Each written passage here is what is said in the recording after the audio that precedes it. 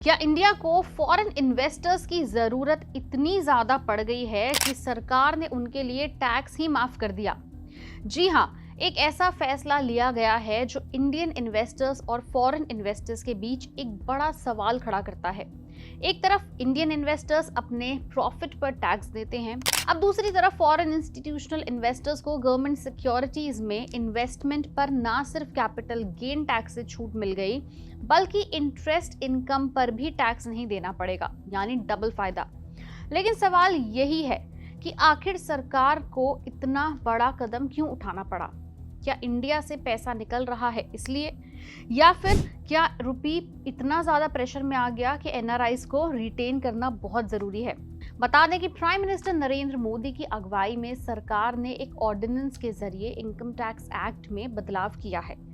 अब foreign institutional investors यानी FIIs अगर इंडियन गवर्नमेंट बॉन्ड्स में पैसा लगाते हैं तो उन्हें दो बड़े टैक्स बेनिफिट्स मिलेंगे। पहला, गवर्नमेंट सिक्योरिटीज से मिलने वाले ब्याज इनकम पर कोई उनका टैक्स नहीं लगेगा, और दूसरा कि गवर्नमेंट बॉन्ड्स बेचने पर होने वाले कैपिटल गेन टैक्स पर भी कोई टैक्स नहीं मिलेगा। सबसे इंटरेस्टिंग बात यह है कि ये एग्जेम्पशन रेट्रोस्पेक्टिवली लागू की गई है, यानी 1 अप्रैल 2026 से ही ये बेनिफिट मिलना चालू हो जाएगा।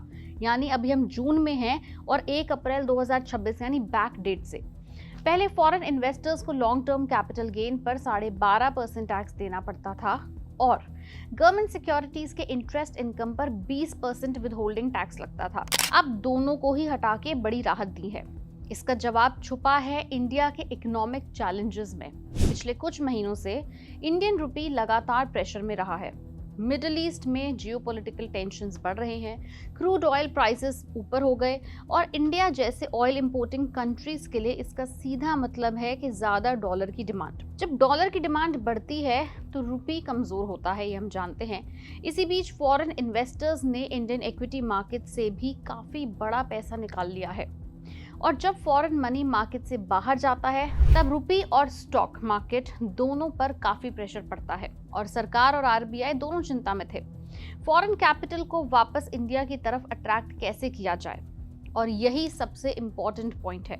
साल 2026 में साउथ कोरिया और ताइवान के स्टॉक मार्केट्स ने जबरदस्त परफॉर्मेंस दिखाई। आर्टिफिशियल इंटेलिजेंस और एआई बूम की वजह से टेक्नोलॉजी स्टॉक्स में मैसिव रैली भी देखने को मिली। ग्लोबल इन्वेस्टर्स ने अपना पैसा तो मार्केट की तरफ से शिफ्ट कर दिया। रिजल्ट इसका क्या आया कि इंडिया से फॉरेन कैपिटल का आउटफ्लो बढ़ने लग गया, और इसका असर इंडियन मार्केट्स पर भी देखने को मिला। निफ्टी 50 इस साल लगभग 10% तक ज्यादा गिर चुका है। इस समय दुनिया के टॉप स्टॉक मार्केट्स में शामिल इंडिया की रैंकिंग भी काफी नीचे हो गई है, यानी ग्लोबल इन्वेस्टर्स के पास कुछ ऑप्शंस ही नहीं है।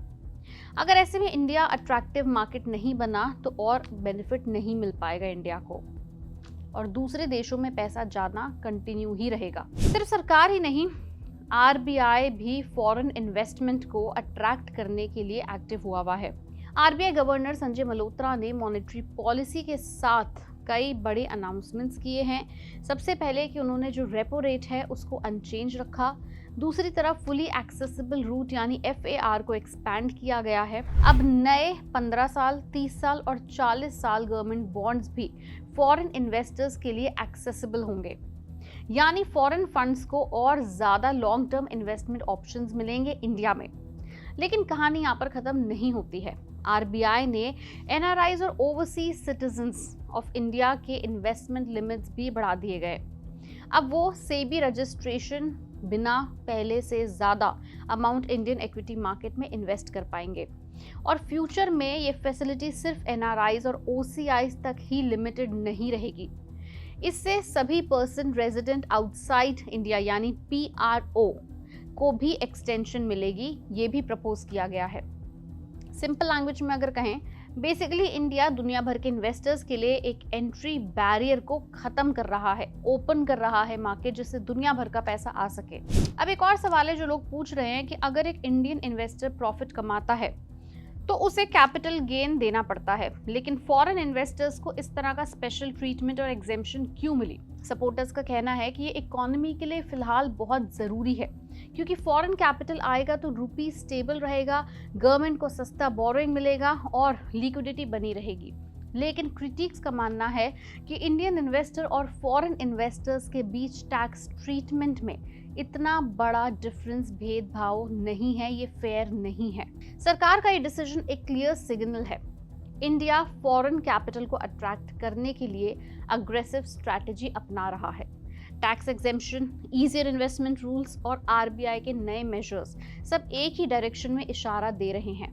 लेकिन असली टेस्ट ये होगा कि क्या ये इंसेंटिव फॉरेन इन्वेस्टर्स को वापस इंडिया की तरफ खींच पाएंगे या नहीं, या फिर global funds AI driven market जैसे ताइवान, साउथ कोरिया में ही अपॉर्चुनिटीज देखते रहेंगे। इस बड़े सवाल का जवाब कुछ टाइम में अपने आप मिल जाएगा। जब फॉरेन इन्वेस्टर्स को टैक्स बेनिफिट मिल रहे हैं तो क्या फ्यूचर में इंडियन इन्वेस्टर्स को भी ऐसे कुछ आगे रिलीफ मिलेगा या नहीं? आपका क्या मानना है, हमें नीचे कमेंट सेक्शन में लिख के जरूर बताएं।